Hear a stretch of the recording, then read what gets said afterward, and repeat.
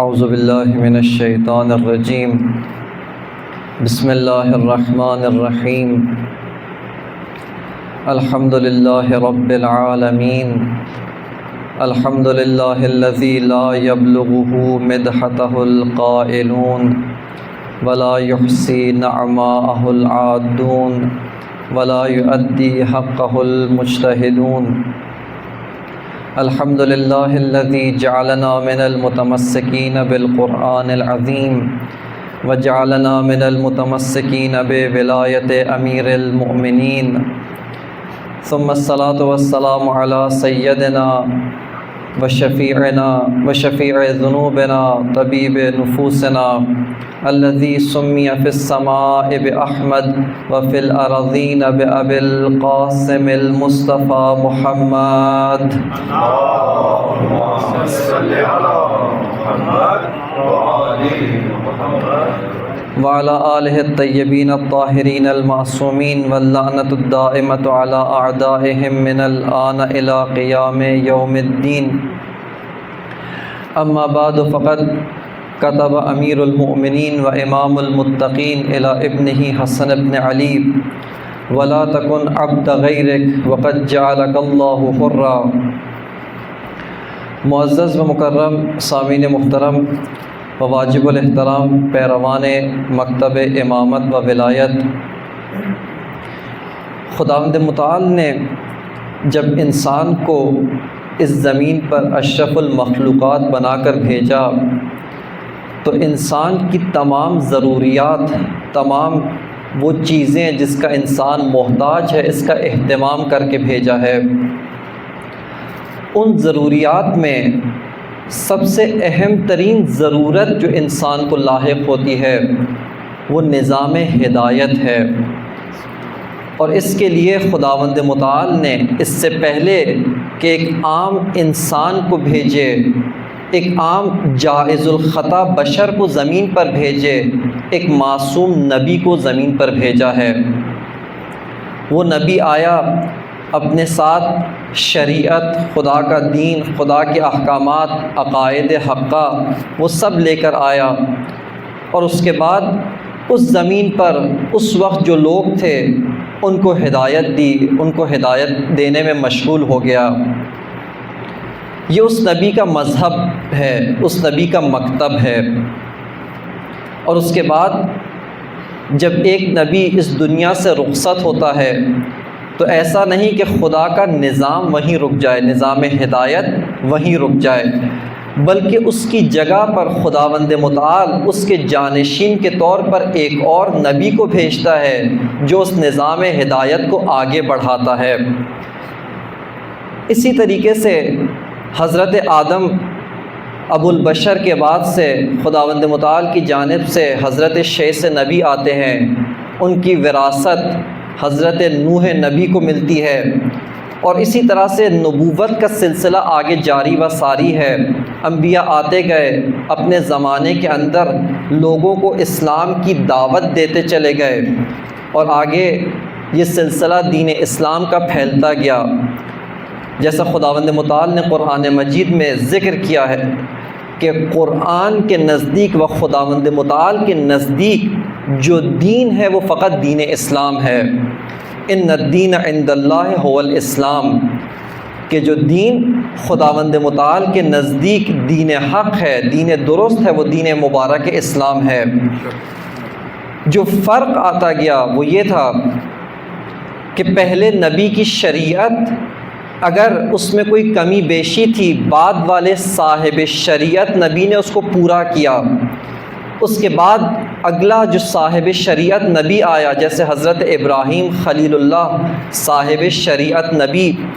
انہوں نے اپنے سے پہلے والے انبیاء کی شریعت کو کامل کیا۔ اس کے بعد جتنے اور انبیاء آتے چلے گئے، انہوں نے اپنے سے پہلے والے انبیاء کی شریعت کو جو نقائص تھے، جو کچھ کمی تھی، اس کو پورا کیا، اس کو کامل کیا۔ اس پہلے والے انسان کی ضرورت کے مطابق جو احکام نازل کیے گئے تھے، اس کے اندر اگر کوئی ترمیم کرنا، کوئی تکمیل کرنا تھا، اس کو مزید تکمیل کیا گیا۔ اور یہ سلسلہ اسی طرح ہمارے نبی ختمی مرتبت حضرت محمد مصطفیٰ صلی اللہ علیہ وآلہ آپ تک جاری رہا، اور آپ کی جو شریعت ہے، آپ کا جو دین ہے، یہ تمام گزشتہ و سابق ادیان کو ناسخ ہے، اس کو منسوخ کر دیتا ہے۔ یعنی یہ ایسا دین ہے جس کے بعد کسی اور دین نے نہیں آنا، جس کے بعد کسی اور شریعت نے نہیں آنا، جس کے بعد کسی اور اسلامی و آسمانی مذہب نے نہیں آنا ہے، کسی اور نبی نے نہیں آنا۔ لہٰذا یہ وہ تکمیل یافتہ، یہ کامل ترین شریعت و کامل ترین مذہب و دین ہے۔ لیکن اب دین اسلام تو آ گیا، اور دین اسلام کے بعد سے، رسول خدا کی رحلت کے بعد سے جو رویداد اس دین کے ساتھ ہوئی، اس کے ساتھ جو کام انجام دیا گیا، جو احادیث کے اندر تحریفات انجام دی گئیں، جو سنت رسول کو بھلایا گیا، جو سنت رسول کو چھوڑا گیا، جو سنت رسول کو پامال کیا گیا، اس تمام ملاوٹیں جو اس دین کے اندر شامل کی گئیں، جو ناخالصیاں اس کے اندر داخل کی گئیں، اب کسی نہ کسی نے اس اسلام کو دوبارہ خالص بنانا ہے۔ وہ اسلام کہ جو رسول اللہ لائے، جو رسول اللہ لے کر آئے، اور اس کے بعد کبھی اس اسلام کو ایسی شکل دی گئی تحریف کر کے کہ جمل والوں کا اسلام بن گیا، کبھی یہ اسلام اس کے ساتھ ایسا حشر کیا گیا کہ گویا جو قاتل ہے وہ بھی رضی اللہ ہو گیا، جو مقتول ہے وہ بھی رضی اللہ ہو گیا۔ جیسا کہ جب جنگ صفین کے اندر حضرت عمار یاسر کی شہادت ہوتی ہے، اور اس کے بعد سپاہ شام کے اندر یہ افواہ پھیل جاتی ہے، ان کے قدم لڑکھڑانے لگ جاتے ہیں، چونکہ سب نے رسول اللہ کی یہ حدیث سنی ہوئی تھی کہ یا عمار تقتلک فئۃ الباغیہ، کہ عمار آپ کو ایک بغاوت کرنے والی جماعت قتل کرے گی۔ یہ سب نے سنا ہوا تھا، یہ آپ کے متواتر اور مشہور ترین حدیث تھی۔ اور کس حالت میں آپ کو ایک فئہ باغیہ قتل کرے گی کہ آپ ان کو جنت کی جانب بلا رہے ہوں گے، وہ آپ کو دوزخ کی جانب بلا رہے ہوں گے۔ اب جیسے ہی یہ حدیث اس کے بارے میں لوگوں میں چمگوئیاں ہونے شروع ہو گئیں، ان کے درمیان باتیں اچھلنے لگیں، سپاہ شام لڑنے سے انکار کرنے لگی، اسی وقت صفینی اسلام میدان میں آتا ہے۔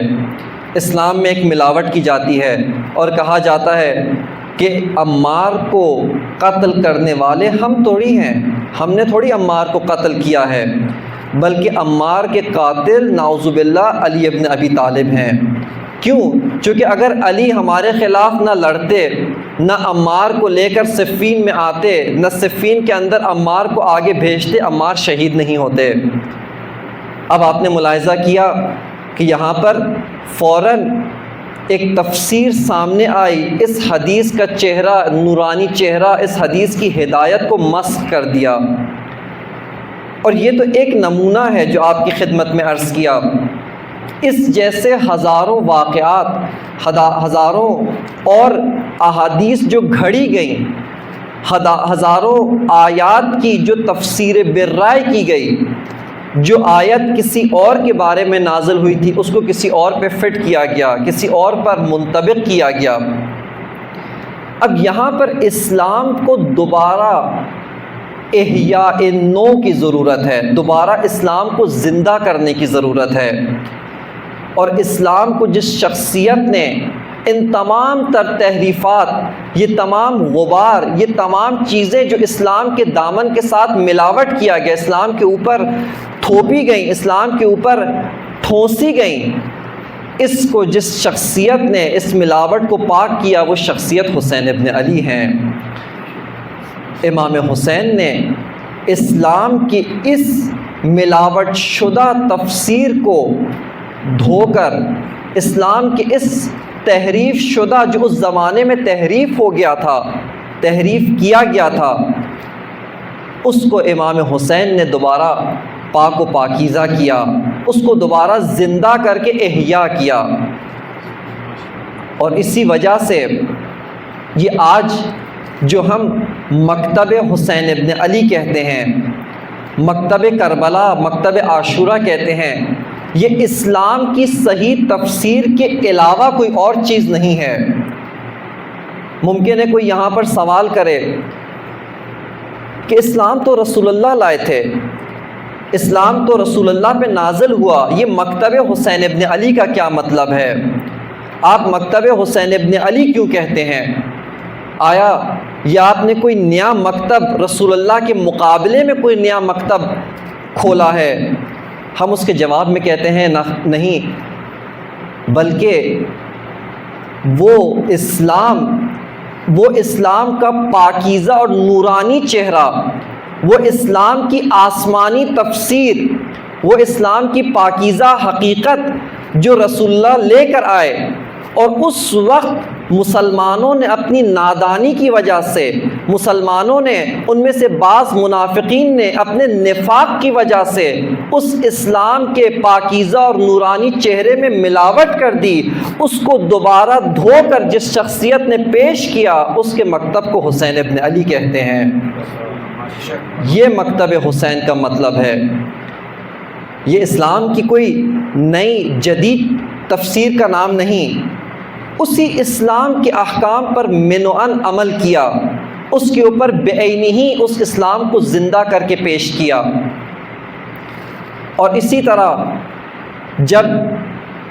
یہ تحریک و نہضت کربلا و نہضت عاشورہ و مکتب حسین ابن علی زمانے کے ساتھ ساتھ، حوادث کے ساتھ ساتھ چلتا رہا، آج ہم تک پہنچا، اس کے اندر بھی مختلف اوقات کچھ اضافہ کیا گیا، کوئی کمی بیشی کی گئی، اس کو اپنے من پسند اہوائے نفس کی خاطر، ہوائے نفسانی کی خاطر بہت سے لوگوں نے اس کے اندر اضافہ کیا، اس کی اس پاکیزہ و نورانیت کو مدھم کر دیا۔ لیکن اس عصر کے اندر، اس زمانے کے اندر ایک دوبارہ خداوند متعال نے اسی مکتب حسین میں ایک شخصیت کو پیدا کیا، جس شخصیت نے دوبارہ اسی مکتب حسین کو دوبارہ زندہ کیا، اور وہ شخصیت امام خمینی تھے۔ مکتب امام خمینی یہ اسی مکتب حسین کو آگے بڑھا کر اسی مکتب حسین کی صحیح اور درست تفسیر کا نام ہے۔ مکتب امام خمینی کسی اور مکتب کا نام نہیں ہے، امام حسین کے مقابلے میں، اہل بیت کے مقابلے میں کسی اور مذہب یا فرقے کا نام نہیں ہے، بلکہ وہی مکتب تشیع جس کے اندر بہت ساری ناخالصی پیدا کی گئی تھی، بہت ساری اور ملاوٹیں رونما ہو چکی تھیں، جب اسی مکتب حسین کو ایک فقیہ نے صحیح طور پہ سمجھا اور اس کو مکمل اپنے وجود میں اتارا، اس کے مطابق زندگی بسر کی اور اس کے مطابق اپنے معاشرے کو تبدیل کیا، تو آج وہی مکتب حسین کا نورانی چہرہ مکتب امام خمینی کی شکل میں زندہ ہے۔ لہٰذا مکتب خمینی یا مکتب خامنائی یہ کوئی نیا فرقہ نہیں ہے، کوئی نیا دکان نہیں ہے، بلکہ اسی مکتب امام حسین کی حقیقی و نورانی تفسیر کا نام ہے۔ اگر مکتب حسین کو ایک قرآن سے تشبیہ دیں، اس کی صحیح تفسیر کا نام مکتب خمینی ہے۔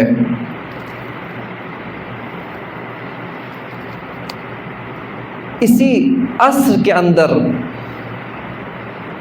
جب یہ مکتب دوبارہ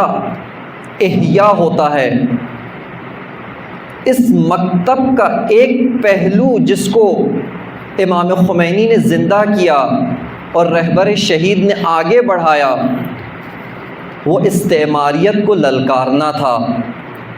وہ استعمار کے ایوانوں کے اندر لرزہ طاری کرنا تھا، استعمار کے بلند و بالا محلات کو مسمار کرنا تھا۔ اور جیسا آپ کی خدمت میں کل عرض کیا کہ آج کے دور میں اگر استعمار کے مقابلے کے لیے کوئی طاقت، کوئی ریزسٹنس، کوئی مقاومت رہی ہے کسی بھی مکتب، کسی بھی مذہب کی جانب سے، تو وہ فقط پیروان حسین ابن علی کی جانب سے رہی ہے۔ ان کے تمام تر محاسبات، ان کی تمام تر کیلکولیشنز، ان کے تمام تر معادلات، اس کو جس نے باطل کیا وہ یہی مکتب حسین ابن علی تھا۔ آپ تاریخ کا مطالعہ کیجئے، سن 1980 کے اندر جب عراق کا وہ ظالم ڈکٹیٹر، وہ بادشاہ، وہ استعمار کا بٹھایا ہوا ایک ایجنٹ، وہ اسی مکتب کے پیروکاروں کے اوپر حملہ کرتا ہے، اسی مکتب کے پیروکاروں کے اوپر تجاوز کرتا ہے، اس وقت ایک انٹرویو اس کا شائع ہوتا ہے، وہیں پر سرحد کے اوپر کھڑا ہوا جب اعلان جنگ کرتا ہے، جب پہلی گولی چلاتا ہے، تو اس کے بعد اس کا ایک انٹرویو،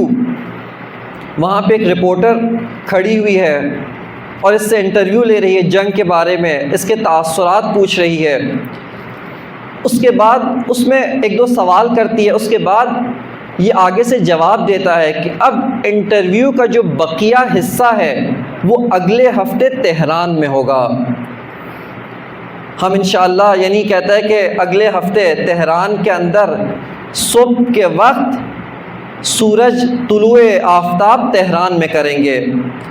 اور آپ نے اور پوری دنیا نے مشاہدہ کیا، یہ اس کا ایک کیلکولیشن تھی، محاسبہ تھا۔ اس نے اپنی عسکری طاقت، ملٹری طاقت کا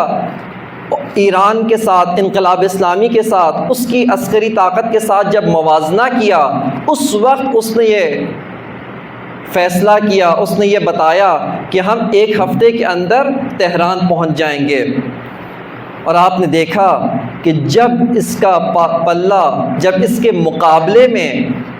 پیروان مکتب حسین آئے، اس کے محاسبات باطل ہو گئے۔ جب اس کے مقابلے میں مکتب شہادت آیا، جن کا افتخار یہی ہے کہ ہمیں مار دو ہم اس سے زیادہ زندہ ہو جاتے ہیں، ہمیں جتنا مارو گے ہم اتنے زندہ ہو جائیں گے، جتنا دبانے کی کوشش کرو گے اتنا ابھر کے سامنے آ جائیں گے، اس مکتب کا افتخار یہ ہے۔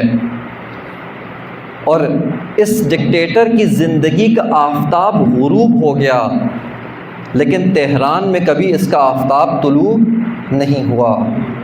کبھی تہران کا سورج نہیں دیکھ پایا، اس کی زندگی کا آفتاب غروب ہو گیا۔ اسی طرح آپ اور مشاہدہ کریں، ملاحظہ کرتے جائیں، سن 1978 کے اندر اسرائیل یہی کینسر کا پھوڑا، جس کو امام خمینی نے بہت خوبصورتی کے ساتھ بیان کیا، جو شروع ایک نقطے سے ہوتا ہے، پھیل کر پورے بدن کو کھا جاتا ہے، پورے بدن کو زخمی کر دیتا ہے، پورے بدن کو مریض بنا دیتا ہے، ناتوان کر دیتا ہے۔ اس نے چڑھائی کی لبنان کی جانب، اور اس کے بعد اسی سرزمین کے اوپر وہ حسینی، وہ مکتب امام حسین کے جوان جو سوئے ہوئے تھے، جو خواب غفلت میں تھے، ان کے اوپر جب خمینی کے مکتب کا آفتاب طلوع ہوا، انہوں نے جب خمینی کے مکتب کی حرارت کو محسوس کیا، اسی کے سامنے ایسی سیسا پلائی ہوئی دیوار بن گئے کہ اسرائیل کے ناشکست پذیر ہونے کے خواب کو چکنا چور کر دیا۔ اس کے تمام محاسبات باطل ہو گئے۔ یہ محاسبات، یہ کون اسرائیل تھا؟ وہ اسرائیل جس نے 67 کی جنگ میں 6 دنوں کے اندر عرب کی تمام متحدہ افواج کو ختم کر دیا تھا۔ وہ عرب کا ہیرو جمال عبد الناصر، اور اس نے وہ عربوں کا الائنس جو بنایا تھا، اتحاد جو بنایا، 6 دن کے اندر اس کے سامنے ڈھیر ہو گئے، اس کے سامنے تسلیم ہو گئے۔ لیکن یہ مکتب حسین کے پیروکار ہیں جنہوں نے اسی شکست ناپذیر ہونے کے محاسبے کو غلط ثابت کر دیا، اور 2006 میں 33 روزہ جنگ وہ اسی اسرائیل کے تابوت کے اوپر ایک اور کیل ثابت ہوتا ہے، اس کو اپنے انجام کی جانب لے کر بڑھتا ہے۔ بس عزیزان محترم، یہ کون سا مکتب ہے کہ جو استعمار کے محاسبات، ان کی کیلکولیشنز، اس سب کو مس کیلکولیشن بنا دیتا ہے، اس سب کو باطل کر دیتا ہے۔ لہٰذا خود استعمار یہاں پر سوچنے پر مجبور ہو گیا، شیعوں کو پڑھنے پر مجبور ہو گیا، باقاعدہ ان کے مختلف اداروں کے اندر شیعہ سٹڈیز، شیعہ شناسی، مکتب حسین کی شناخت کے لیے انہوں نے مختلف فیکلٹیز کھولی تاکہ یہ پڑھا جائے یہ کون سا مکتب ہے، یہ کون سا ایسا اسکول آف تھاٹ ہے، مکتب ہے جس کے سامنے ہم عاجز آ چکے ہیں، جس کے سامنے ہمارا کوئی حربہ کام نہیں کرتا، جس کے سامنے ہمارا کوئی ہتھیار، کوئی اوزار کام نہیں کرتا۔ لہٰذا یہاں پر بہت سارے ادارے بنے، بہت سارے یونیورسٹیز کے اندر مطالعات شروع ہوئے کہ یہ شیعہ کی حقیقت کیا ہے، شیعہ کو پڑھنا تو چاہیے، شیعہ کو سمجھنا چاہیے۔ اور یہاں پر اسی مکتب نے ان کو مجبور کیا پسپا ہونے کے اوپر، ان کو مجبور کیا پیچھے ہٹنے پر۔ اسی 40 روزہ جنگ کے اندر آپ دیکھیے کہ ایک ایسا ملک، ایک ایسی مملکت جس کی سب سے اعلیٰ ترین قیادت شہید کر دی جاتی ہے، جس کے برجستہ فوجی جرنیل پہلے ہی حملے میں شہید ہو جاتے ہیں، جس کے اندر ایک ایسی کیفیت ہے جہاں قیادت کا فقدان پایا جاتا ہے۔ اب ایسی حالت میں اگر کوئی اور مذہب، کوئی اور مکتب، کوئی اور آئیڈیالوجی، کوئی اور مکتب یہاں ٹک پاتا، یہ محال تھا۔ کوئی اور مکتب یہاں نہیں ٹک سکا، فقط ایک مکتب حسین کے پیروکاروں نے یہ بتایا اگر تم نے ایک خامنائی کو مارا ہے، پوری قوم خامنائی بن کے میدان میں آ گئی ہے۔ ماشاءاللہ، پوری قوم 3 ماہ سے زیادہ عرصے تک میدان کے اندر اس کا حاضر ہونا اور ابھی تک اس کا میدان میں ہونا، اس نے تمام دشمن کے محاسبات کو مکمل باطل کر دیا ہے۔ اس کی تمام کیلکولیشنز، معادلات، اس کی سوچ، اس کی عسکری و ملٹری جو لاجک ہے، جو سوچ ہے، جو منطق ہے، اس کو مکمل توڑ دیا ہے۔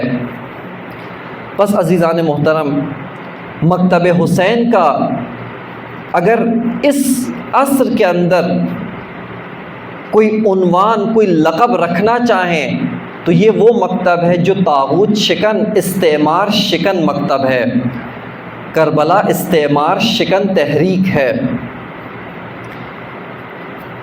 اب میں یہیں پر اپنے بعض جو نوجوان دوست ہیں، جو نوجوان بھائی ہیں، ان کے سامنے اسی کلمہ استعمار کو ایک مختصر سی اس کی وضاحت، اس کا مطلب ان کی خدمت میں رکھوں تاکہ بات آگے بڑھانے میں آسانی ہو سکے۔ ایک مرتبہ صلوات پڑھ لیجئے محمد و آل محمد پر۔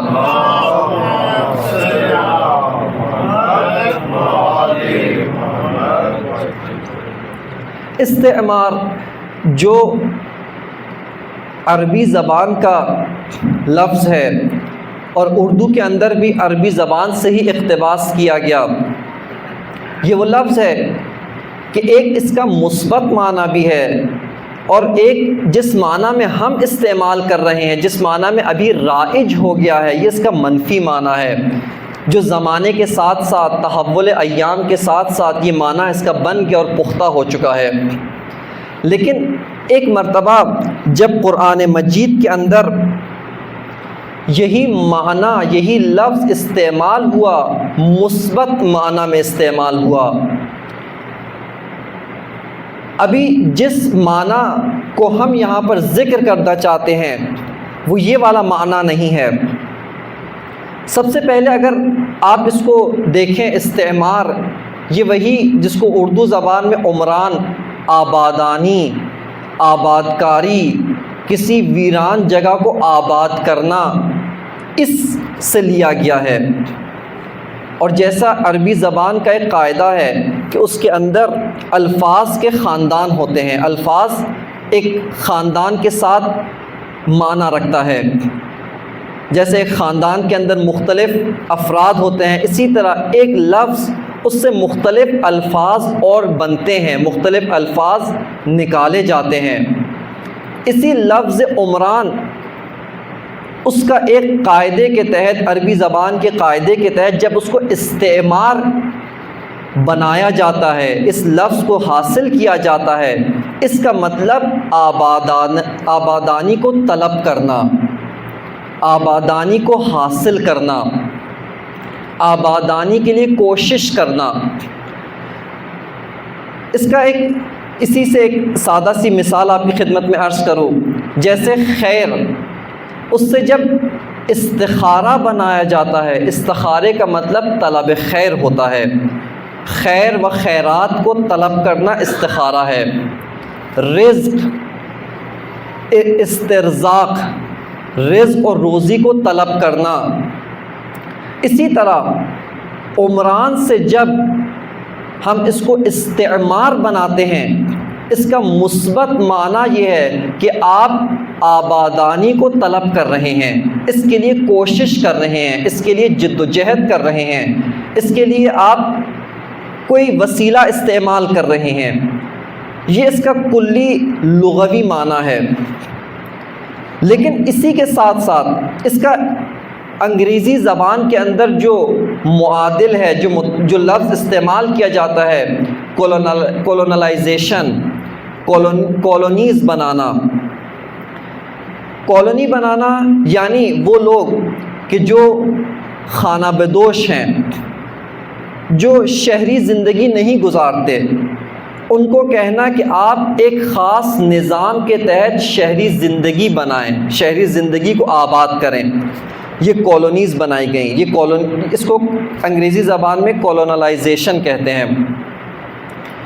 اسی کا مترادف و عربی یا اردو میں استعمار ہے۔ اب اس لفظ کو جب آگے اس سے استفادہ کیا گیا، خود استفادہ بھی اسی طرح سے، ایک ہے فائدہ، منفعت، اسی منفعت و فائدے کو جب طلب کیا جاتا ہے، حاصل کیا جاتا ہے، اس کو استفادہ کہتے ہیں، طلب منفعت، طلب فائدہ۔ اب یہ لفظ استعمار جو اس کو استعمال کیا گیا، استفادہ کیا گیا، اس کی وجہ سے اس کا جو مثبت معنی ہے وہ ختم ہو کر اس کا ایک منفی معنی بن گیا، اور وہ یہ ہے کہ بہت سارے افراد، بہت سارے لوگ، انہوں نے اسی بہانے کے، اسی ایکسکیوز سے، بہانے سے آئے کہ ہم آپ کی سرزمینوں کو آباد کرتے ہیں، آپ کی بنجر ویران سرزمینوں کو ہم آباد کرتے ہیں، آپ کے ملکوں کو آباد کرتے ہیں، آپ کو ہم خوشحالی رفاہ دیتے ہیں۔ اسی عنوان سے آئے، اسی بہانے سے آئے، یہی عنوان لے کر کے آئے، لیکن اس کے ساتھ ان کے پیچھے مقاصد کچھ اور تھے، ان کے اذہان کے اندر اہداف کچھ اور تھے، اور وہ ہدف یہ تھا کہ ہم آہستہ آہستہ اسی عنوان سے وارد ہوں گے، ان کی سرزمینوں میں داخل ہوں گے، داخل ہونے کے بعد سرزمینوں پہ قبضہ کر لیں گے، ان سرزمینوں کو اپنا بنا لیں گے، ان سرزمینوں کے اوپر اپنی حکومت و حاکمیت اپنا لیں گے۔ اسی ارادے سے آئے۔ اسی کی ایک مثال آپ کی خدمت میں عرض کروں، روزمرہ ہمارے ساتھ بھی بہت سی دفعہ ہوتا ہے، ناتجربگی کی وجہ سے ہم ایسی غلطیاں کرتے رہتے ہیں، عموماً دوستوں میں ایسا ہوتا ہے ایک دوست بعض اوقات اپنے دوسرے دوست سے کوئی وسیلہ کوئی چیز مانگتا ہے. آپ کے پاس بائک ہے, آپ کا دوست کہتا ہے مجھے آپ کی بائک کی ضرورت ہے, کوئی کام درپیش آیا, میرے پاس وسیلہ نہیں, آپ بائک دے دیجئے. آپ شروع میں اس کو بائک دے دیتے ہیں, پہلے آپ جھجکتے تھے دینے سے, لیکن آپ ایک مرتبہ دیتے ہیں, لے جاتا ہے, ساتھ ساتھ آپ کی بائک کا تھوڑا بہت کام بھی کروا دے گا, اس کی مرمت بھی کروا دے گا, اس کو تعمیر نو بھی کروا دے گا. شروع میں بالکل اپنے وقت پہ اپنے وعدے پر اس کے مطابق آپ کو لا کر واپس کر دیا.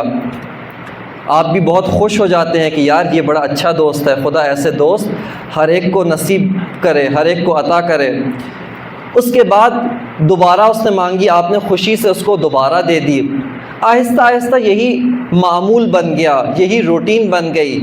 وہ مانگتا تھا, آپ اس کو دے دیتے تھے, وہ اپنے وقت پہ لا کر واپس کر دیتا تھا.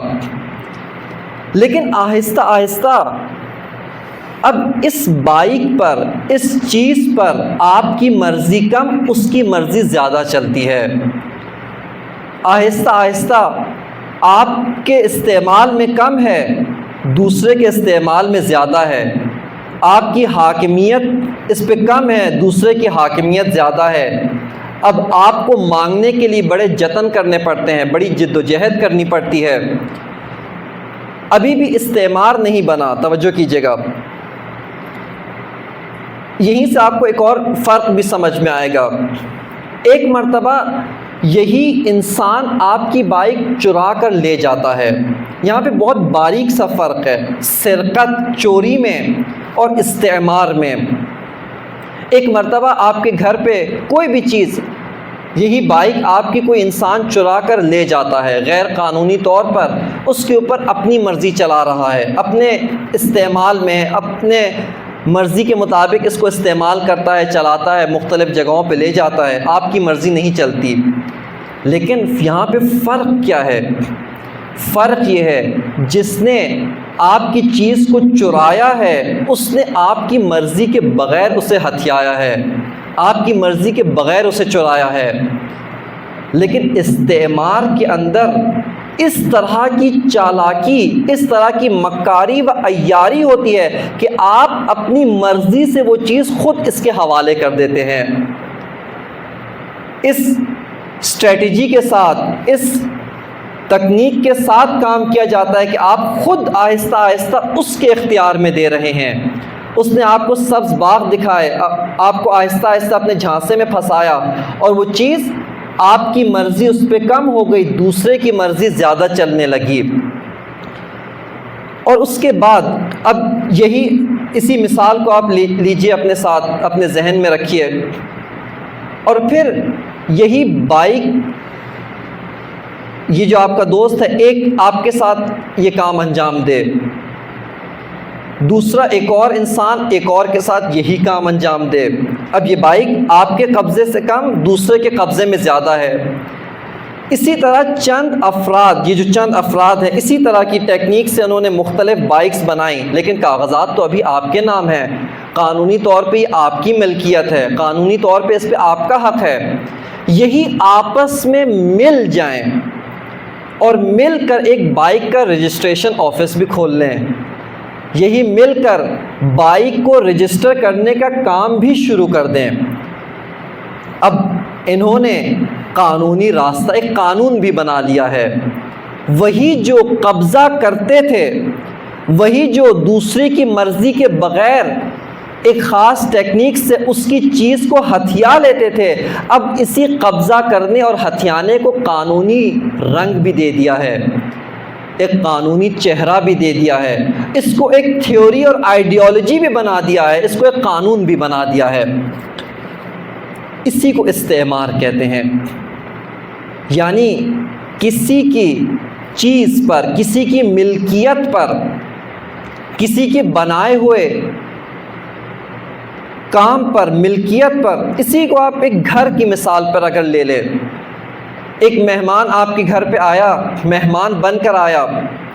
اس نے کہا کہ آپ کے گھر میں یہاں پر ایک خرابی ہے, میں آپ کے گھر کو تعمیر کروا دیتا ہوں. فرض کریں آپ کے گھر پہ پردے نہیں ہیں, پردے لگوا دیتا ہوں. آپ کے گھر کو اس طریقے کا نقشہ ہونا چاہیے، اس دیوار میں یہ خرابی ہے، میں دوبارہ دیوار کی تعمیر نو کروا دیتا ہوں۔ اس کے بعد پھر آپ کو بتاتا ہے کہ آپ کا گھر ابھی دیکھیے سنگل سٹوری ہے، ایک منزلہ گھر ہے، اسی کے اوپر دوسری منزل بھی بنوا دیتا ہوں، اسی کے اوپر دوسری منزل بھی کھڑی کروا دیتے ہیں، اور آہستہ آہستہ یہ گھر آپ کی ملکیت سے نکل کر، آپ کے ارادے اور اختیار سے نکل کر اس کے ارادے اور اختیار میں چلا گیا ہے، لیکن اس فرق کے ساتھ کہ آپ نے اپنی مرضی، اپنے ارادے سے یہ گھر اس کے حوالے کر دیا ہے۔ خود اس طریقے سے اس نے جال بچھایا کہ آپ قدم بہ قدم اس کے جال میں پھنستے چلے گئے، آپ قدم بہ قدم اس کے جھانسے میں آتے چلے گئے، اور اپنی ملکیت، وہ چیز جس پہ قانونی طور پہ آپ کا حق تھا، یہ اس کے حوالے کر دیا ہے۔ اسی عمل کو استعمار کہتے ہیں، اور اسی عمل کے ذریعے موجودہ دنیا میں پوری اقوام، پوری ملتیں، پوری ممالک، مملکتیں، ان کے خزانے، ان کے معدنی و طبیعی وسائل، اس سب کو ہڑپ کر لیا گیا ہے۔ اسی بر صغیر کے اوپر جب انگلستان کے جہاز اترے، انگلستان کے بحری بیڑے اترے، کس عنوان سے اترے؟ اسی نام پہ آئے کہ آپ کے پاس ٹیکنالوجی نہیں ہے، آپ کے پاس سائنس نہیں ہے، آپ پسماندہ ہیں، آپ کے پاس اقتصادی خوشحالی نہیں ہے، آپ کے پاس جدید وسائل نہیں ہیں، اور اسی نام پہ آئے کہ آئیں ہم آپ کے ساتھ تجارت کرتے ہیں، ہم آپ کو جدید چیزیں بنا کر دیں گے، جدید ٹیکنالوجی دیں گے، جدید سائنس دیں گے، جدید ہتھیار اوزار دیں گے، آپ کے ممالک کے اندر اقتصادی خوشحالی لائیں گے۔ اور بعض کام بھی انہوں نے انجام دیے، بعض چیزیں بھی بنائیں، بعض جگہوں پہ پل بھی بنائے، بعض جگہوں کے اوپر ریل کی پٹری بھی بچھائی، اور یہیں پر اس ملک کے رہنے والے باشندے خوشحال ہو گئے، یہیں پر دھوکے میں آ گئے کہ یہ تو ہمارے خیر خواہ لگتے ہیں، لگتا ہے ان کو ہمارا درد ہے، ہمارے بڑے خیر خواہ ہیں، اور اس سے فائدہ اٹھاتے ہوئے انہوں نے بر صغیر کے اوپر اپنے ڈیرے جمانے شروع کیے، اپنا قبضہ کرنا شروع کیا، اور آہستہ آہستہ اس قبضے کو، اس استعمار کو عالمی عدالت کے اندر، عالمی نظام کے اندر ایک قانونی رنگ بھی دے دیا، ایک قانونی حیثیت بھی دے دی، ایک قانونی مسودہ بھی اس کا تیار کر دیا، اور اپنی حکومت و حاکمیت کا اعلان کر دیا۔ بس عزیزان محترم، اسی عمل کا نام، اسی عمل کو استعمار کہتے ہیں۔ اب یہاں پر ایک سوال جو بعض اوقات ہمارے ذہنوں میں اٹھتا ہے، بہت سے لوگوں نے پوچھا، البتہ جب تبلیغ پر و تحصیل کے دوران اس ملک کے اندر، جمہوریہ اسلامی ایران کے اندر مشغول تھے تحصیل میں، بعض لوگوں نے یہ سوال پوچھا، انہوں نے کہا کہ دیکھیں آج اس دنیا کے اندر خداوند متعال نے نظام اس طرح بنایا ہے کہ وسائل، طبیعی وسائل پوری دنیا میں ایک جگہ پر نہیں ہیں، پھیلے ہوئے ہیں، کہیں پر سونے کے ذخائر ہیں، کہیں پر کوئلے کے ذخائر ہیں، کہیں پر چاندی کے ذخائر ہیں، کہیں پر تیل کے ذخائر ہیں، کہیں پر گیس کے ذخائر ہیں، کہیں پر اور چیزوں کے ذخائر ہیں، اور طرح کی ضروریات موجود ہیں۔ بالآخر ہم تجارت کے بغیر زندگی نہیں گزار سکتے، تجارت لازمی ضرورت ہے۔ ایک ملک اپنی تمام چیزیں نہیں بنا سکتا، اپنے تمام تر رفاہ، خوشحالی، مادی ضرورت پوری نہیں کر سکتا۔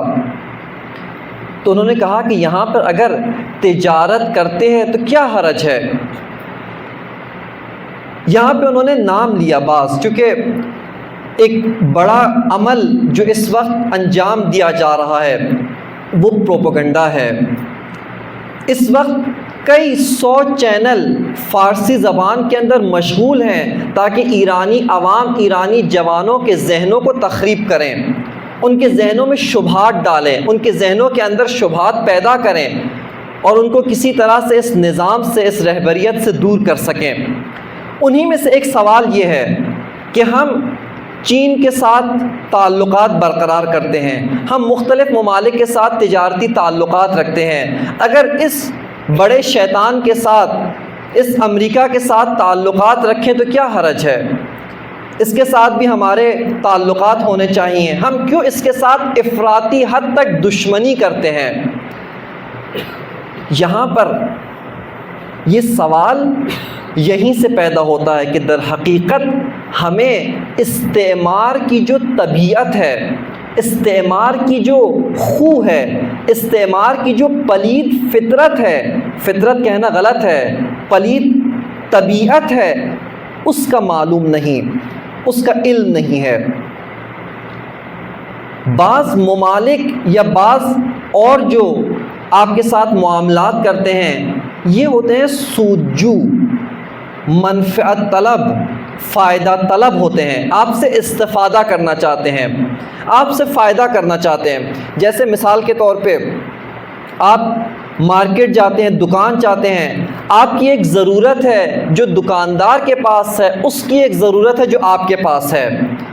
آپ اس کو پیسے دیتے ہیں، اپنی چیز اٹھا لیتے ہیں، یا آپ نے معاملہ کیا ہے، یا آپ نے اس سے ایک معاملہ کیا جس میں اس کا فائدہ تھا، آپ کا بھی فائدہ ہوا ہے۔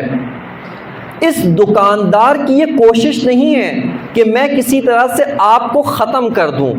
چونکہ اس نے اپنی دکان چلانی ہے، اپنا تجارت چلانی ہے، اپنا فائدہ چلانا ہے۔ اس فائدے کو چلانے کے لیے اس کو آبادی چاہیے، اس کو لوگ چاہیے، اس کو ایک متقابل کوئی خریدار ہو جس سے یہ چیز بیچے، پیسے حاصل کرے، اپنی منفعت حاصل کرے۔ لیکن ایک مرتبہ آپ کے سامنے ایک بھیڑیا ہوتا ہے، ایک بھیڑیا، ایک جانور، ایک درندہ، آپ کبھی اس درندے کے ساتھ سودا نہیں کر سکتے۔ کیوں؟ چونکہ یہ آپ کے وجود کو ہی نگل جاتا ہے، یہ آپ کے وجود کو ہی ختم کر دیتا ہے۔ یہ آپ ایسا نہیں کہ یہ درندہ کہے کہ تم بھی رہو میں بھی رہتا ہوں اور مل کر معاملہ کر لیتے ہیں، تم اپنا فائدہ حاصل کرو میں اپنا فائدہ حاصل کرتا ہوں، نہ، بلکہ اس درندے کا فائدہ آپ کی نابودی میں ہوتا ہے، آپ کو ختم کر کے، نابود کر کے، آپ کو فانی کر کے اس کا فائدہ، اس کی منفعت ہوتی ہے۔ اگر ہم سمجھنا چاہتے ہیں استعمار کو تو استعمار در حقیقت اس درندہ خو بھیڑیے کی مانند ہوتا ہے۔ اس کا مقصد یہ نہیں کہ دیگر ممالک باقی رہیں، دیگر اقوام، دیگر ملتیں باقی رہیں، ہم آئیں ان ملتوں کے ساتھ فقط تجارت کریں، ان ملتوں سے اپنا فائدہ حاصل کریں، نہیں، ان کا کام ملتوں کو ہضم کر جانا ہوتا ہے، ملتوں کو ختم کر دینا ہوتا ہے، ملتوں کی ہویت، ملتوں کی شناخت مٹا کر ان ملتوں کو اپنے ہاضمے کے اندر ختم کر دینا ہوتا ہے۔ یہ طبیعت استعمار ہوتی ہے۔ لہٰذا یہیں سے ہمیں معلوم ہوتا ہے کہ ہم یہ جو شعار لگاتے ہیں امریکہ مرد آباد کا، در حقیقت امریکہ کی استعماریت کو مرد آباد کہتے ہیں، امریکہ کی اس بھیڑیا صفت خو کو کہ اگر آپ اس کے ساتھ معاملے کے اندر وارد ہوں، اس کے ساتھ تجارت معاہدے کے اندر وارد ہوں، اس کے ساتھ آپ سود حاصل کرنا چاہیں، یہ ایسا نہیں کہ آپ کو چھوڑ دے گا، آپ کو باقی رہنے دے گا، بلکہ ایک بھیڑیے کی طرح آپ کے وجود کو ختم کر دے گا۔ اس استعماریت کو مرد آباد کہتے ہیں۔ اسرائیل کی بھی صفت، اس کی خو، اس کی طبیعت یہی ہے، دوسرے کے وجود کو ختم کر دینا، ہضم کر دینا، اس کے وجود کو نابود کر دینا۔ لیکن بعض ممالک ہیں جو منفعت طلب ہیں، سودجو ہیں، سود چاہتے ہیں، لیکن ان کی ذات میں، ان کی طبیعت میں، ان کی خو کے اندر استعماریت نہیں ہے. وہ استعمار طلب ممالک نہیں ہیں، استعمار کرنے والے ممالک نہیں ہیں. لہٰذا ان ممالک کے اندر فرق جاننا، فرق معلوم کرنا اہم ہے. ایک صلوات پڑھ لیجئے محمد و آل محمد پر.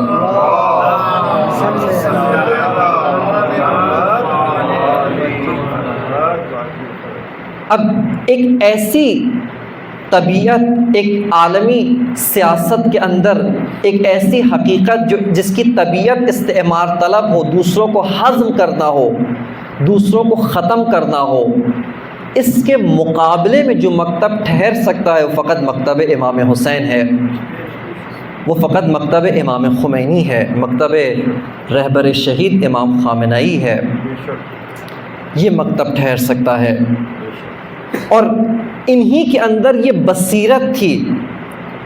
کہ یہ استعمار مختلف چہرے بدل کر، نقاب پہن کر جب آیا، انہوں نے اس کی نقاب چیر کر، اس کی نقاب اتار کے اس کو بے نقاب کر دیا، اس کو دنیا کے سامنے عیان اور عریان کر دیا، اس کے چہرے کے اوپر سے یہ نقاب اتار دی. ایک مرتبہ یہی استعمار استبداد کی شکل میں سامنے آتا ہے. استبداد یعنی ڈکٹیٹرشپ کی شکل میں سامنے آتا ہے. ہم عموماً جب ظلم، کربلا، ظالم سے مقابلے اس کی بات آتی ہے، ہمارا ذہن فوراً استبداد و ڈکٹیٹرشپ کی جانب جاتا ہے، ڈکٹیٹرشپ کی طرف چلا جاتا ہے، اور درست بھی ہے. استعمار کی طرف کم متوجہ ہوتے ہیں. ان دونوں میں ایک سادہ سا فرق آپ کی خدمت میں عرض کروں تاکہ استعمار و استبداد کے اندر ایک فرق معلوم ہو سکے، فرق سمجھ میں آ جائے. اور وہ فرق یہ ہے کہ جب استبداد ایک طرز حکومت ہے، آپ ایک خاندان کسی بھی وجہ سے، کسی بھی برتری کی وجہ سے، ایک نسل، ایک خاندان کسی بھی عوامی دخالت کے بغیر حکومت تک پہنچ جائے، حکومت حاصل رکھے، اور یہ حکومت نسل در نسل اس کے اندر جاری و ساری رہے، اسی کے اندر جاری رہے، یہ استبداد ہے. یہاں حکومت تشکیل پانے میں بھی کسی اور کا کردار نہیں ہے، حکومت باقی رہنے میں بھی کسی کا کردار نہیں ہے، اور حکومت چلانے میں بھی کسی کا کردار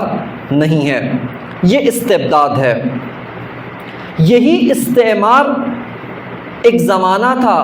جب پہلے براہ راست آتا تھا، براہ راست خود مختلف سرزمینوں میں جاتے، ان سرزمینوں کے اوپر قبضہ کرتے، وہاں کے معدنی ذخائر، وہاں کے معدنیات، وہاں کے طبعی وسائل کو لوٹتے، اور لوٹ کر انہوں نے اپنے ملک، اپنی سرزمینیں آباد کی ہیں. آج ہمیں فرانس کے اندر، پیرس کے اندر یہ جتنی رنگینیاں نظر آتی ہیں، جتنی چمک نظر آتی ہے، جتنی زرق و برق نظر آتا ہے، پرتگال آج آباد نظر آتا ہے، یہ سب کا سب افریقہ کی لوٹی ہوئی دولت کی وجہ سے ہے. اور اسی طرح آج انگلستان، برطانیہ ہمیں ایک آباد جگہ نظر آتی ہے، اس کے اندر مختلف بلند و بالا عمارتیں نظر آتی ہیں. یہ ہندوستان کی اور بر صغیر کی دولت کا نتیجہ ہے. اس بر صغیر سے لوٹی ہوئی دولت سے انہوں نے اپنے ممالک آباد کیے، اپنی ملک کی اقتصاد بنائی، اس کو رونق عطا کی. یہ اس کا نتیجہ ہے. اگر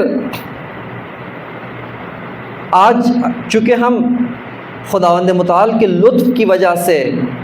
اس زمانے میں موجود ہیں جب استعمار کے زوال کو دیکھ رہے ہیں، جب استعمار کے زوال کو مشاہدہ کر رہے ہیں، لیکن ایک زمانہ آج سے 60 سال پہلے، آج سے 70 سال پہلے آپ جائیں، اس وقت استعمار کے زوال کو سوچنا بھی دشوار تھا،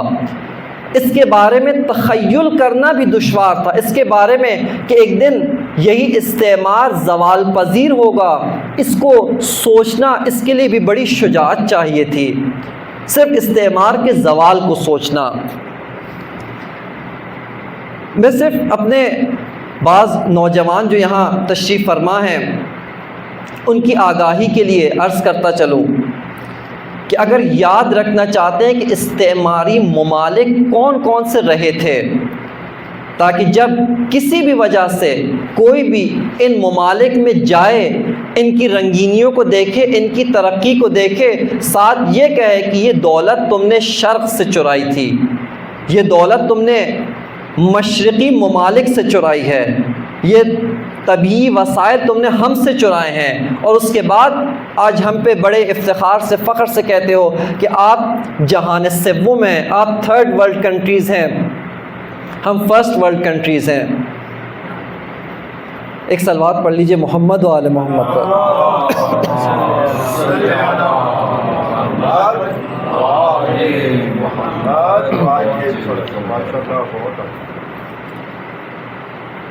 استعمار کا آغاز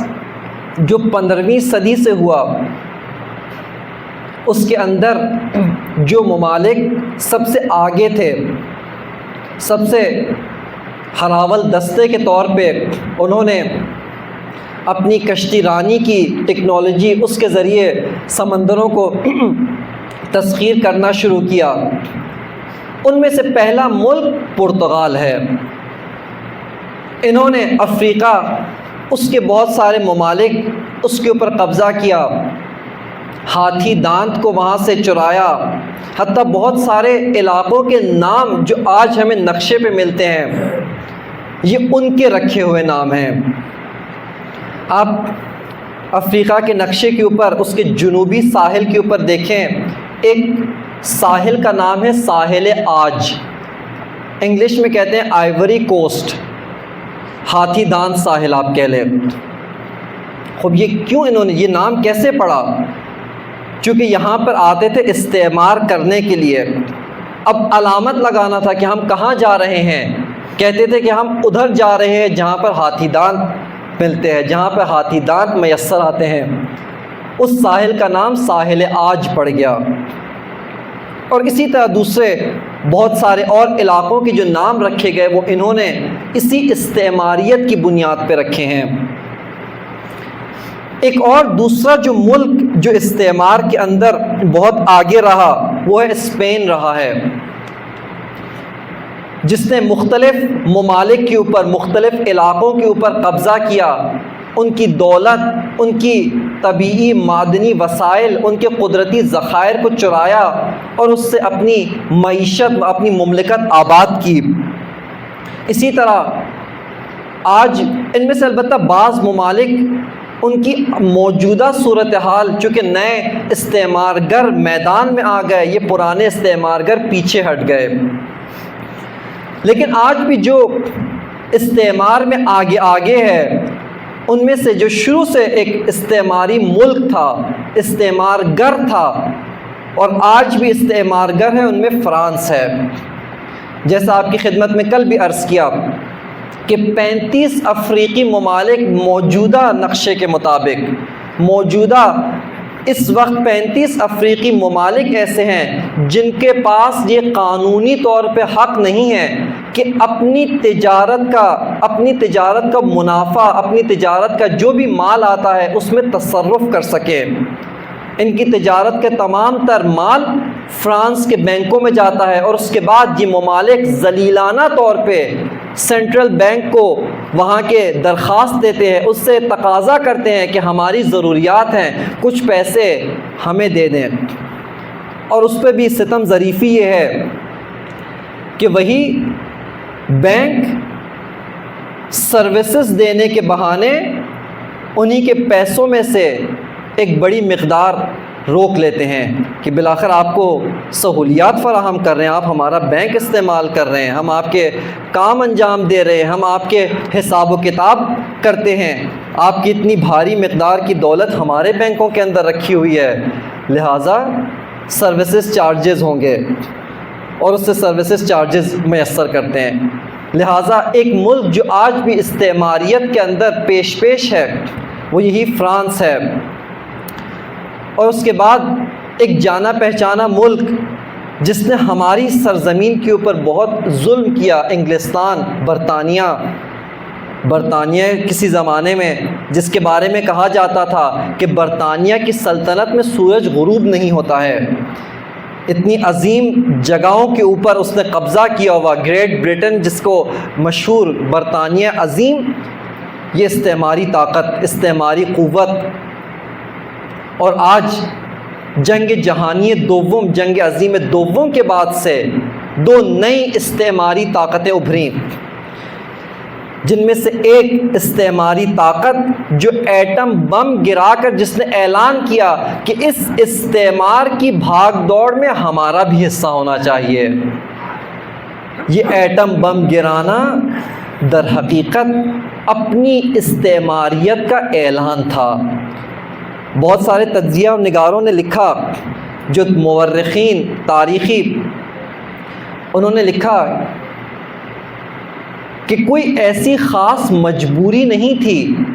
کہ ایٹم بم گرائے جائیں، فقط امریکہ کو اپنی استعماریت کا اعلان کرنا تھا۔ اب یہ اعلان کیسے کرے تاکہ جو پرانے استعمارگر ہیں ان کو بھی پتہ چل جائے، اور جو استعمار شدہ جو پسماندہ علاقے ہیں، پسماندہ ممالک، سرزمینیں ہیں، ان کو بھی معلوم ہو جائے کہ اب ادھر ایک نیا بھیڑیا آ گیا ہے، ادھر ایک نیا استعماری ملک آ گیا، ایک استعمارگر کا اضافہ ہو گیا ہے۔ یہ اعلان ایٹم بم گرا کر کیا اس نے، اور اس وقت دوسری جو استعماری طاقت سوویت یونین جس کا استحالہ ہو گیا، جو ٹوٹ کر مختلف ممالک کے اندر بکھر گیا۔ بس عزیزان محترم، ان تمام استعماری ممالک کے مقابلے میں جو طاقت، جو قوت ابھر کے سامنے آئی، وہ طاقت فقط پیروان حسین کی طاقت تھی، اور پیروان حسین کی طاقت ہے۔ افریقہ کے اندر جہاں آپ نے دیکھا مختلف استعمارگروں کی نگاہیں وہاں پر جمی ہوئی تھیں، وہیں پر اسی مکتب حسین میں درس پڑھنے والا ایک انسان جس نے اس زمانے کے حسین کی تحریک کا مطالعہ کیا، اس کو پڑھا، دقت کے ساتھ پڑھا، اور اس دور کے ایک مکتب حسین کے فقیہ کے سامنے تلمس کیا، اور اپنے ملک کے اندر اپنی سرزمین کو استعمار سے پاک کرانے کی کوشش شروع کی۔ شیخ زکزاکی اسی تحریک حسینی کا حصہ ہیں، اسی تحریک حسینی کو افریقہ میں پہنچانے والے، اس کو جاری رکھنے والی شخصیت کا نام ہے۔ مختلف سرزمینوں کے اوپر جو مزاحمت، جو استقامت، جو مقاومت نظر آتی ہے استعمار کو، وہ فقط پیروان حسین سے نظر آتی ہے، اور اسی وجہ سے ان کو معلوم ہو گیا ہے کہ اگر ہمارے مقابلے میں کوئی ٹک سکتا ہے، کوئی ٹھہر سکتا ہے، کوئی رک سکتا ہے، تو اسی مکتب کے ماننے والے ہیں، اسی مکتب کے پروردہ افراد ہیں، اسی مکتب میں درس پڑھنے والے افراد ہیں۔ آخر اس مکتب میں کیا ہے، اس مکتب میں کیا خصوصیت ہے کہ جو ایک مرتبہ اس مکتب سے منسلک ہو جائے وہ ذلت قبول نہیں کرتا ہے، وہ اپنا سر تسلیم خم نہیں کرتا ہے، چونکہ اس مکتب، اس اسلام کی تفسیر جس نے لکھی، اور قلم سے نہیں بلکہ خون سے لکھی، وہ حسین ابن علی ہے۔ اس مکتب کے مفسر کو حسین کہتے ہیں۔ جس حسین ابن علی کے سامنے یہی دو راستے رکھے گئے کہ حسین یا تسلیم ہو جاؤ، یا ذلت کی زندگی، ذلت کی عیاشی، ذلت کی آسائش اختیار کر لو، یا مشکلات و مصیبتوں کا سامنا کرنے کو تیار ہو جاؤ۔ لیکن امام حسین نے تمام تر مصائب، تمام تر مشکلات کو بڑھ کر استقبال کیا، گلے لگایا، ذلت کو قبول نہیں کیا۔ بس عزاداران محترم، انہی مشکلات میں سے ایک بڑی مشکل، ایک بڑی مصیبت جو ہمارے لیے اس کا درک شاید اتنا آسان نہ ہو، اس کو سمجھنا ہمارے لیے شاید آسان نہ ہو، اور وہ مدینہ کا چھوڑنا تھا، وہ مدینہ ترک کرنا تھا، وہ مرقد رسول خدا سے جدا ہونا تھا، وہ اپنے نانا، اپنے جد، ان کے مزار اقدس سے الوداع کرنا تھا۔ ایک مرتبہ امام حسین علیہ السلام مسجد النبی کے اندر تشریف فرما ہیں، اور وہاں پر ظاہراً مورخین نے لکھا عصر کا وقت تھا،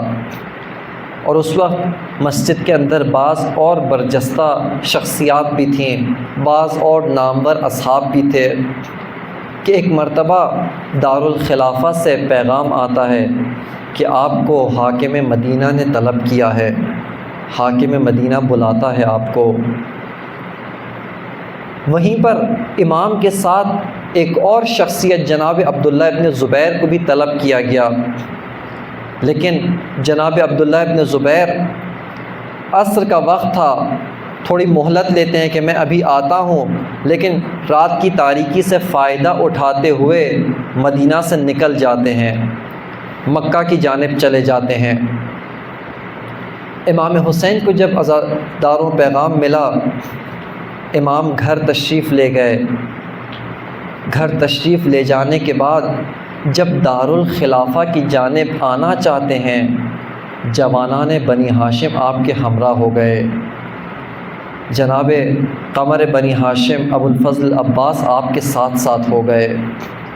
مورخین کہتے ہیں کہ 18 بنی ہاشم کے خوبرو کڑیل جوان امام کے ساتھ تھے۔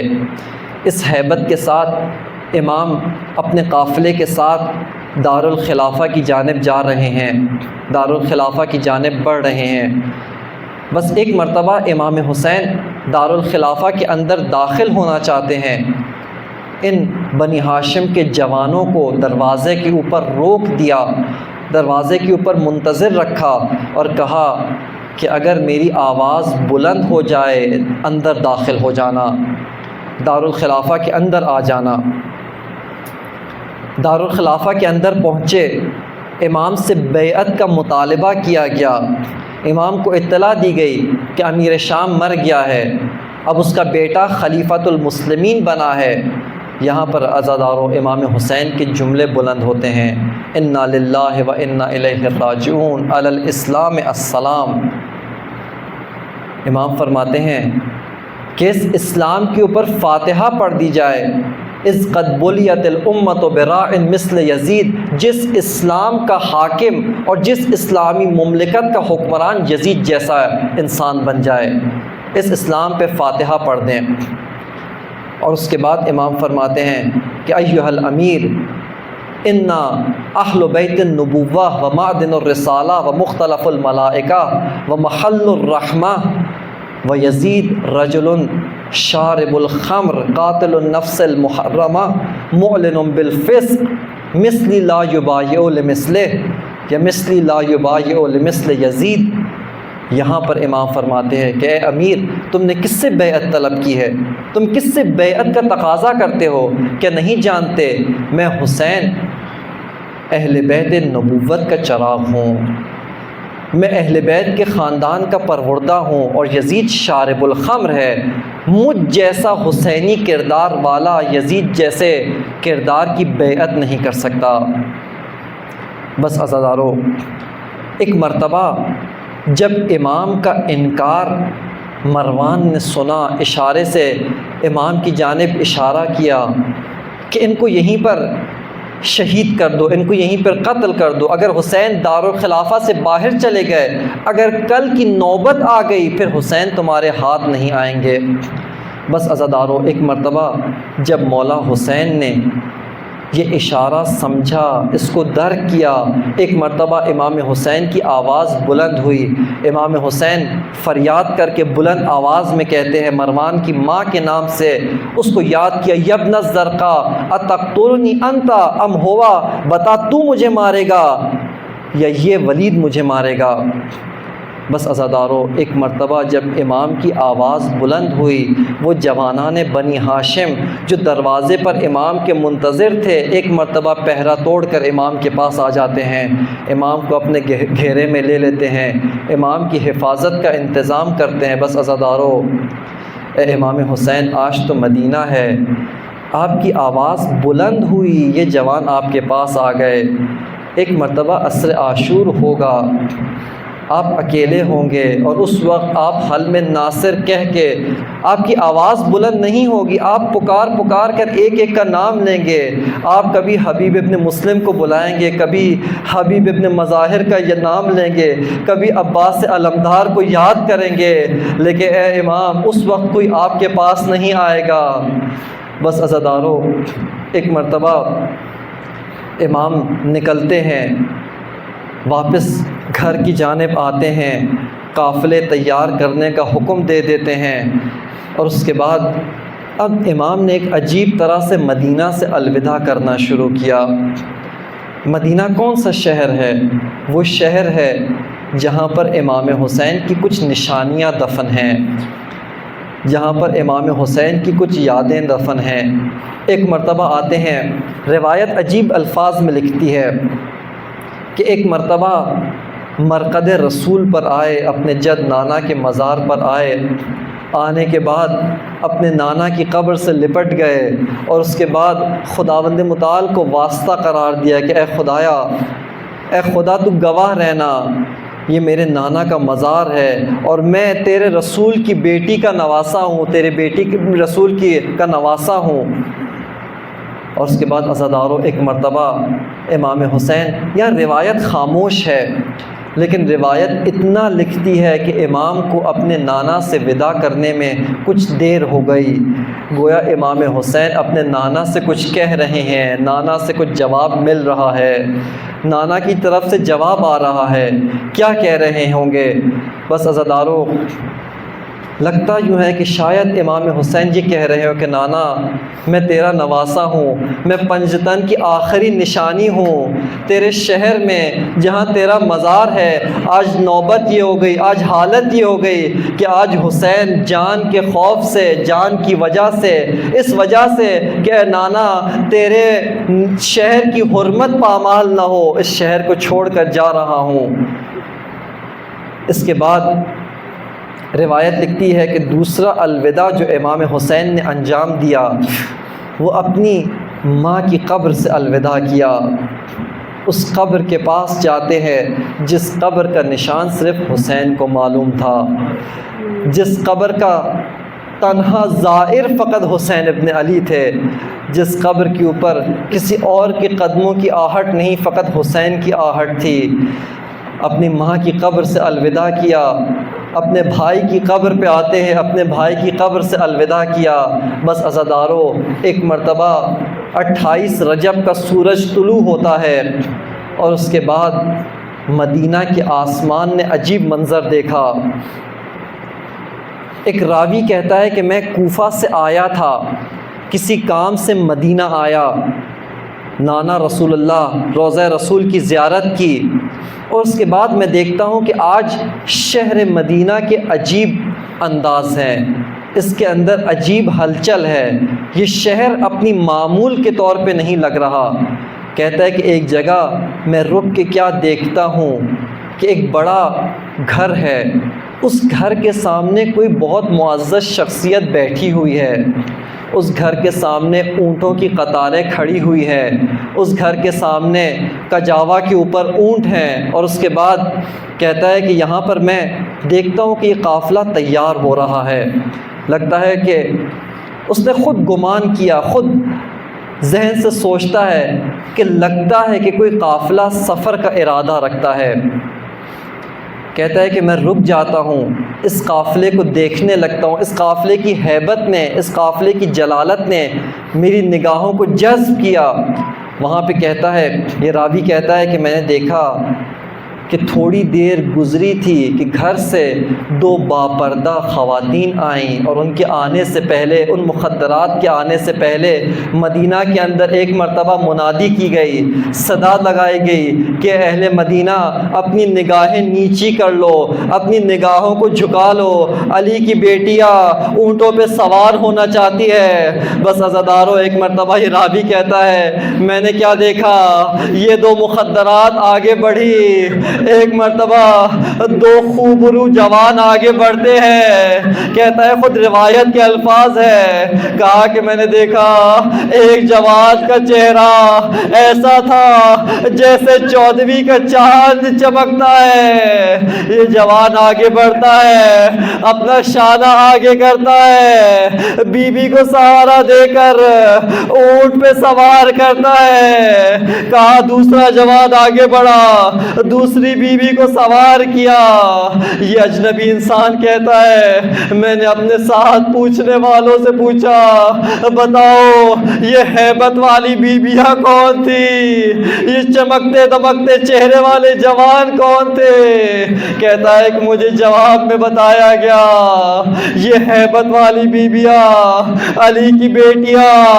ایک ثانیہ زہرا زینب ہے، ایک بیوی ام کلثوم ہے، اور یہ کہا گیا کہ یہ جوان ایک قمر بنی ہاشم ہے، ایک علی اکبر ہے۔ بس عزادارو، یہ راوی کہتا ہے کہ میں دیکھتا رہا، ایک ایک مخدرہ آتی گئی، اس کو سوار کیا گیا۔ کہا کبھی میں نے دیکھا بی بی ام فروا کو سوار کیا گیا، کبھی بی بی رباب کو سوار کیا گیا۔ اس کے بعد یہ جوان کہتا ہے، یہ راوی کہتا ہے میں نے ایک اور منظر دیکھا، کہا میں نے دیکھا کہ 2 بچیاں نکلتی ہیں لیکن ان کی چال ڈھال الگ ہے، ان کی شان و شوکت الگ ہے۔ کہا میں نے دیکھا ایک بی بی کو اٹھایا،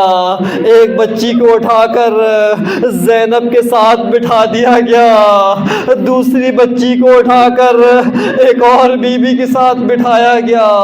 کہتا ہے میں پوچھتا ہوں یہ دونوں بچیاں کون ہیں؟ کہا کہ یہ دونوں حسین کی بیٹیاں، ایک سکینہ ہے، ایک فاطمہ بنت الحسین ہے۔ بس عزادارو، ایک مرتبہ بیبیاں کا سوار ہونا تھا، مولا حسین نے اپنے بھائی ابو الفضل کو آواز دی، ایک مرتبہ مولا کی سواری لائی گئی، جوانان بنی ہاشم نے اپنے آقا کو سوار کیا۔ بس عزادارو، اس شان کے ساتھ یہ قافلہ چل رہا ہے، مدینہ سے نکل رہا ہے، مدینہ سے الوداع کر رہا ہے۔ ایک مرتبہ عزادارو،